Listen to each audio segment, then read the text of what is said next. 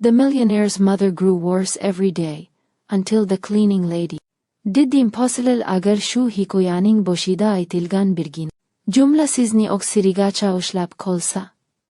U mana shu bo'lsin, hamma umidsiz deb o'ylagan payda eng jim turgan odam mo'jiza keldi. Bu hikoya boylik, shifokorlar va qimmat dorilar haqida emas. Bu hikoya inson yuragi, sabr va chin muhabbat haqida. Oksirigacha o, king? Chunki oksirida siz ham bir savol bilan qolasiz. Nega ba'zan eng buyuk ishlarni eng ko'rinmas odamlar qiladi? Kamoliddin Qodirov Toshkentdagi eng mashhur tadbirkorlardan biri edi. Uning ismi tilga olinsa, odamlar darhol baland binolar, qimmat mashinalar va chet elda o'qigan farzandlar haqida o'ylardi. Lekin Kamoliddin uchun ularning hech biri ahamiyatli emas edi.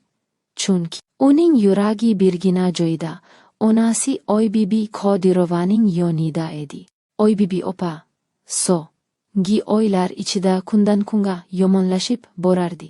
U endi o'rnidan tura olmaydi, ko'pincha kimligini ham tanimaydi, ba'zan esa butunlay jim bo'lib qolardi. Kamoliddin eng yaxshi shifokorlarni chaqirdi. Sardor Islomov degan mashhur professor ham kelib qo'ardi. Tahliyar qilindi. Dori-darmonlar almashtirildi. Shonaga eng zamonaviy uskunalar qo'yildi. Lekin har tong bir iksil boshlanardi. Oybibi opaning ko'zlari biroz shiralashgan, nafasi irlashgan va Kamoliddinning umidi yana bir qadam orqaga chekingandek bo'lardi. Shifokorlar ochiq aytmasdi, lekin ko'zlarida bir iksil fikr bor edi. Ular ham ojiz edi. Uyda hamma sokin edi. Shonalar katta, lekin sovuq tuyulardi. Bu uyni tozalab, tartibga keltirib yuradigan bir ayol bor edi. Zuhra ismli oddiygina farosh ayol. U kam gapirardi, har doim erta kelar, kech ketardi. Uning kiyimlari oddiy, yuzida esa doim bir iksil sokin ifoda bo'lardi. Ko'pchilik uni sezmasdi ham. Kamoliddin ham dastlab uni faqat ishchi deb bilgan, zolos. Lekin Zuhra Oybibi opaning zonasiga har kirganida ichidan nimadir kimirlar edi. U bu zonada faqat kasallikni emas, yo'q izlikni sezardi. Oybibi opa pincha derazaga tikilib yotar, lablari sekin kimirlar, go'yo kim bilandir gaplashayotgandek. Zuhra tozalash paytida shovqin qilmas, sekin harakatlanar.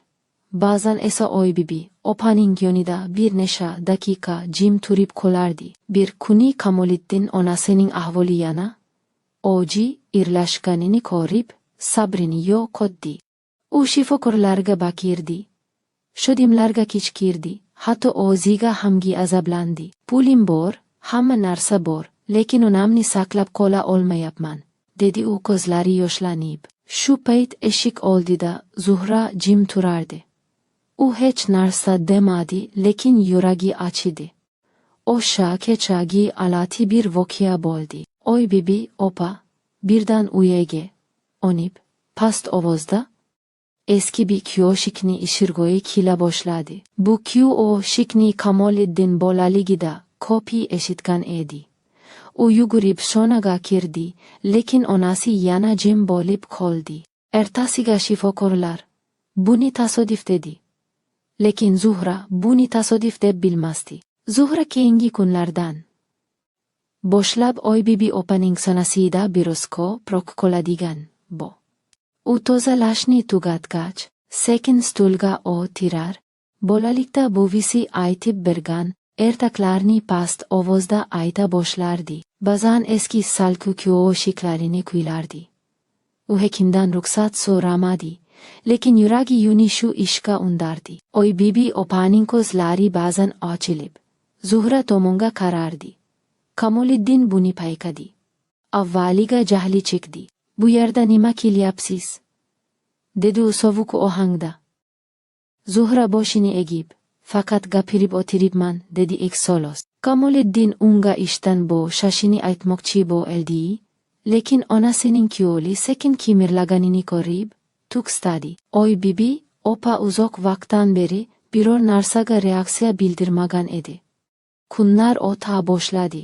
Shifokorlar ham hayron edi. Oy bibi opaning yuzi biroz rang ola boshladi. Nafas olishi yengillashdi.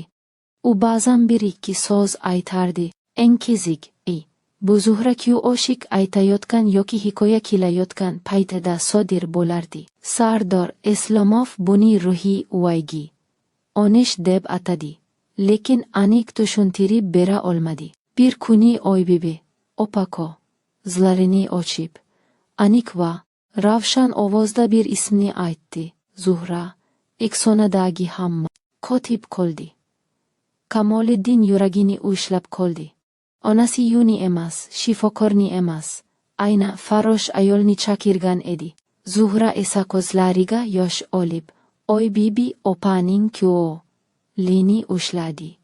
Men shu yerdaman, opa, dedi u sekin. Kundan keyin hamma narsa o'zgardi. Kamoliddin Zuhra bilan gaplashdi. U ayolning ham onasi uzoq yillar kasal bo'lib yotganini, Zuhra uni qo'shiqlar va hikoyalar bilan tinchlantirib, oksirigacha parvarish qilganini bildi. Zuhra boy emas edi, lekin sabrli edi. U tibbiyot bilmasdi, lekin inson qalbini tushunardi. Oybibi opa asta-sekin tuzala boshladi. To'liq sog' ayib ketmadi, lekin endi atrofdagilarni tanidi. O'g'li bilan gaplasha olardi. Eng muhimi, u kulishni boshladi. Kamoliddin bir kuni onasidan so'radi. Ona, sizni nima uyga otdi? Oybibi opa sekin javob berdi. Unutilgan ovozlar. Mer, Kamoliddin o'sha payt tushundi. U pul bilan hamma narsani sotib olaman deb o'ylagan, lekin merni emas. U Zuhra uchun alohida sharoit yaratmoqchi bo'ldi. Pul taklif qildi, lekin Zuhra boshini chayqadi. Men faqat inson bo'ldim, dedi-yu. Bu hikoya shu yerda tugaydi, lekin undagi saboq davom etadi. Ba'zan mo'jiza laboratoriyalarda emas, yuraklarda sodir bo'ladi.